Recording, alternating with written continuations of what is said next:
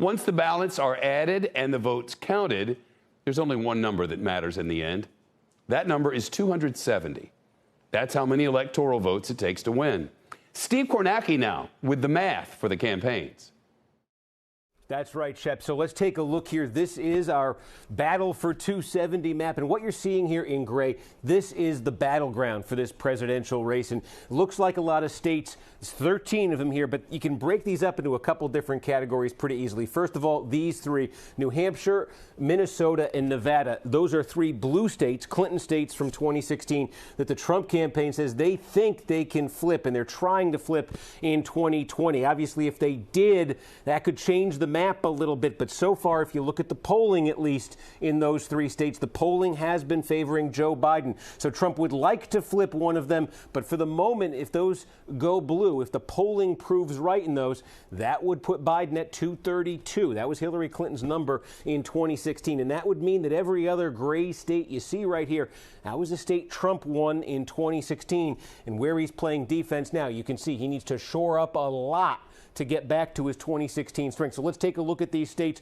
Where does Trump have the best shot in terms of hanging on? Texas, it's the biggest state on this list. He won it by nearly 10 points in 2016. It looks very competitive right now. It's an absolute must-win state for the president. If he does get it, you can see his electoral vote will start to creep up there. If Biden were ever to get that, absolutely catastrophic for Donald Trump. But if Trump can get Texas, that would keep him in the game. His campaign would also look at Ohio and Iowa, states he won by nearly 10 points in 2016. Again, they look competitive right now, but they become must-win states for the president. You can see that would start to get his numbers up there as well. Where else would the Trump campaign look? Florida. That's a state, 29 electoral votes. The polling there looks about even right now. Trump carried it by a point in 2016. Again, that would put him over 200. These are all, everything I'm clicking on here is a must-win state for the president. We're just working through here to see what it would take if he was going to get to 270. Then his campaign would also need to get North Carolina. The polling there looks close.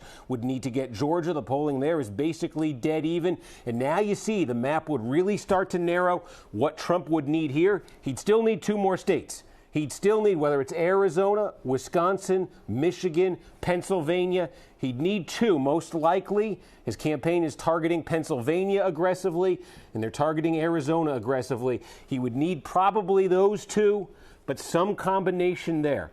This would be his margin for error. All those battleground states I just showed you, this would have two of them potentially flipping to Biden with Trump still winning. So Trump playing a lot of defense out there. He needs a lot to break his way. The path we just showed you, that's what it would take to get him reelected. And you can see there's a lot of states there. If he loses them, that alone could be ball game for him. A week to go. Shepard Smith here. Thanks for watching CNBC on YouTube.